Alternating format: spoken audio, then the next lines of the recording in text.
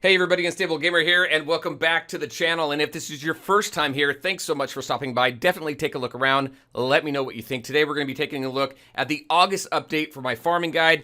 A lot of updates, plus some cool things that I'm going to be adding. I'm going to go ahead and talk about a little bit as well. But first, before we do, if you're just now finding this channel and you want to stay up to date with this and other games, consider hitting that subscribe button so you don't miss out.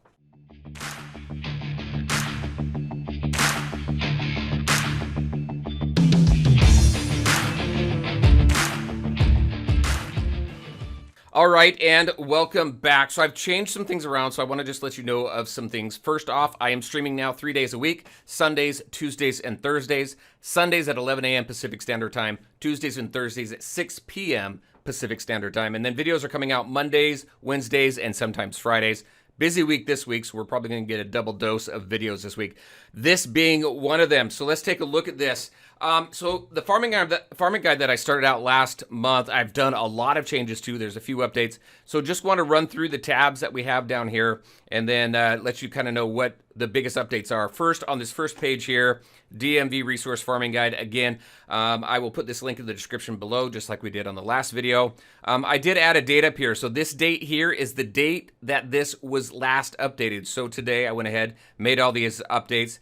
Right here, so one of the updates here is in the store, in the Bazaar. Universal Signets are now available there as well.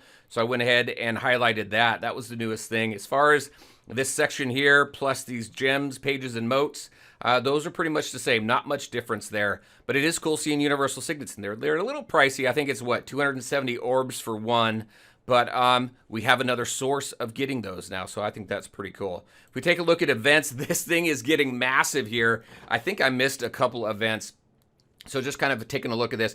My whole goal, I may need to rejigger this around a little bit, but a few things that I added. Number one, I added required tunes. So with Baloo's Tailspin here, it requires goofballs. That's the first time, I think, that we've run across an event that requires a specific trait type guardian. So goofballs for that. Now you can take a look at any one of these events and just take a look at below them to see everything that you can farm out of here. If it says FTC, that means first time clear. Now this guide is mainly focused around what can you farm on a regular basis, day to day, that you can reliably go to, get what you need, and then know where to farm. Now I did start adding these FTCs when I put this together last. So just so you know kind of what you can look forward to, because it's good to know that some of these events, when you finish them, now the signets, just kind of a heads up for all these events, the signet you get if you can complete expert. So just know that. So that's when you'll get those signets for the first time clears. And it's specific typically to that guardian. So Baloo's Tailspin, the signet there is Baloo. Captain Hook's event right now, the signet there is Captain Hook, so on and so forth. Also, I colored these based on the role that that event is mainly focused on. So you're going to mainly get your T1 and T2 shards here. So a lot of mainly your tank type stuff, but there is some support shards in there as well. Emerald shards there on your first time clears, not your regular farming. Same with Captain Hook, mainly melee. And then down here at the bottom, I added event-specific currency here. So we've had Arctic Fragments and Chroma Cubes. Arctic Fragments here in the Frosty Unraveling. Chroma Cubes in Risky Research. Chromatic Catastrophe, as of the recording of this video, is not out yet. I'm assuming, though, that it's going to be the exact same thing as Risky Research, and it's going to be Chroma Cubes that you can use in the store.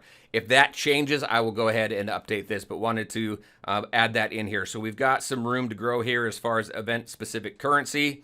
That's the biggest thing here. We've got also some room to grow here with a couple events. I think Eve's Expedition I completely missed, so we'll wait for that to come back around. There's a few other things I'm thinking about doing here, like putting the date the last time these events came through. That way, it kind of just gives us an idea maybe of timing. So just something I'm keeping in mind as we continue to build, or as I continue to build this out, because it's growing quite a bit. So that's the events tab. Dungeons, not much changed here. I did take these out. So dungeons, the biggest change to dungeons is that it's not guardian specific as far as your bonus guardians. It's now based on trait. So support, skirmish, which is ending, gravity defying, and short fuse. Those are the guardians that you can use that will give you bonuses. So I'm going to start tracking those and kind of see if they repeat, how that works out. Because really, when you take a look at building your roster, originally taking a look at the different Guardians, you want to build Guardians that are going to help give you bonuses in dungeons. Dungeons is critical for a lot of stuff, your moats, your gems, T4 gems specifically. So really kind of want to get a good idea of who to build there. But not much different here. You can see where what you get for each one of these. The only one I haven't seen come back around yet is Crystal Convergence. But we've seen everything else come through.